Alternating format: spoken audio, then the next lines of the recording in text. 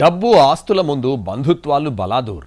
అవును, నేటి సమాజంలో డబ్బుకు తప్ప బంధువులకు బంధుత్వాలకు విలువ లేకుండా పోయింది. రంగారెడ్డి జిల్లాలో భూమి కోసం సొంత చెల్లినే కడతీర్చిన ఘటన వెలుగులోకొచ్చింది. 4 ఎకరాల భూమి కోసం నరకం చూపిస్తున్నాడు. 3 ఏళ్ల నుంచి సొంత చెల్లిని ఆస్తి కోసం వేధిస్తున్నాడు. చివరికి భూమి కోసం ఆమెను హత్య చేయాలని ప్లాన్ చేశాడు. ఆస్తి కోసం సొంత అన్న సోదరిని అత్యంత దారుణంగా హత్య చేయించాడు. ఈ ఘటన రంగారెడ్డి జిల్లా కేతిరెడ్డిపల్లిలో సంచలనం సృష్టించింది. ఇక్కడ చూడండి, ఈ ఫోటోలో ఉన్న యువతి పేరు స్వప్న. చేవెళ్ల కోర్టులో లాయర్గా ప్రాక్టీస్ చేస్తోంది. ఆమెకు సోదరుడు రాజు ఉన్నాడు. రంగారెడ్డి జిల్లా మొయినాబాద్ మండలం కేతిరెడ్డిపల్లికి చెందిన న్యాయవాది స్వప్నకు ఆమె సోదరుడు రాజుకు మధ్య గత కొద్ది రోజులుగా భూ వివాదం నడుస్తోంది. తల్లి వెంకటమ్మ తన 10 ఎకరాల భూమిని 2 పిల్లలకు పంచింది. అందులో 6 ఎకరాలు రాజుకు, 4 ఎకరాలు స్వప్నకు రాసిచ్చింది. అయితే స్వప్నకు 4 ఎకరాలు పంచడం రాజుకి నచ్చలేదు. దీంతో కొంతకాలంగా కుటుంబంలో గొడవలు కొనసాగుతున్నాయి. ఈ వివాదం కోర్టు వరకు వెళ్లింది. రాజుపై స్వప్న 2 సివిల్ కేసులు కూడా దాఖలు చేసింది. అవి ప్రస్తుతం న్యాయస్థానంలో విచారణలో ఉన్నాయి. ఇదే క్రమంలో స్వప్న తనకు కేటాయించిన 4 ఎకరాల్లో 1 ఎకరాన్ని అమ్మేందుకు ఒప్పందం చేసుకుంది.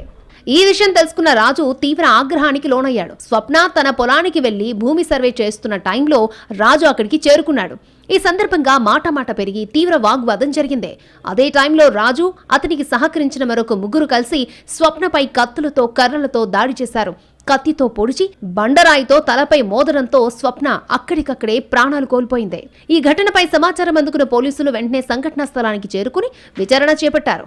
ఆస్తి కోసం సోదరుడే ఈ హత్యకు పాల్పడినట్లుగా ప్రాథమిక విచారణలో తేలిందని చేవెళ్ల డీసీపీ యోగేష్ గౌతమ్ తెలిపారు. రాజుతో పాటు అతని డ్రైవర్ వీరేష్ ని అరెస్ట్ చేసినట్లుగా వెల్లడించారు.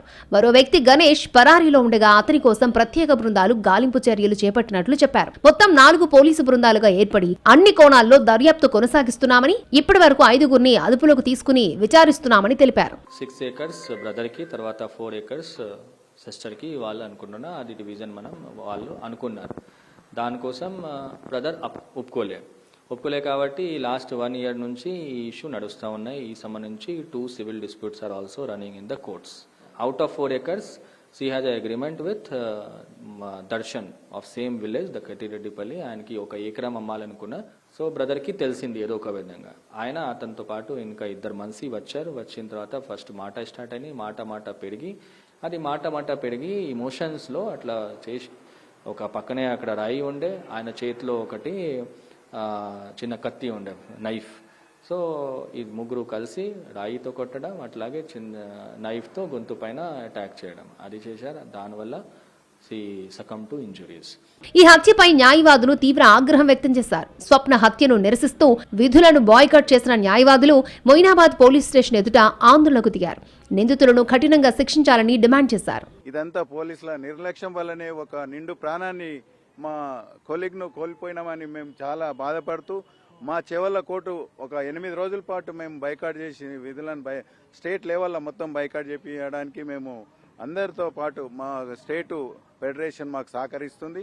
మాకు ప్రొటెక్షన్ యాక్ట్ వచ్చే వరకు మేము కంటిన్యూగా 8 రోజులు ఈ చేవెళ్ల కోర్టు విధులు బహిష్కరిస్తున్నాం.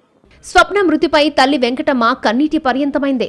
గత 3 ఏళ్లుగా రాజు తన కూతుర్ని చంపాలని పథకం పన్నినట్లుగా తెలిపింది. ఇప్పటికే 2 సార్లు ప్రయత్నించినట్లుగా వెల్లడించింది. ఈసారి భూ సర్వే చేసి తిరిగొస్తూ ఉండగా దారుణంగా హత్య చేశాడని పేర్కొంది.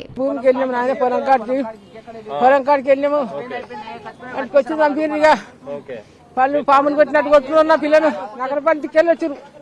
సుమ తీసుకొని సాట సుమ దిగిన 3 ఆ పిల్లలు గుంజుకొని పోయి ఓడుకున్నదా, అలా గుంజుకొని పోయి మన పాములు కొట్టినట్టు కొట్టున్నాడు.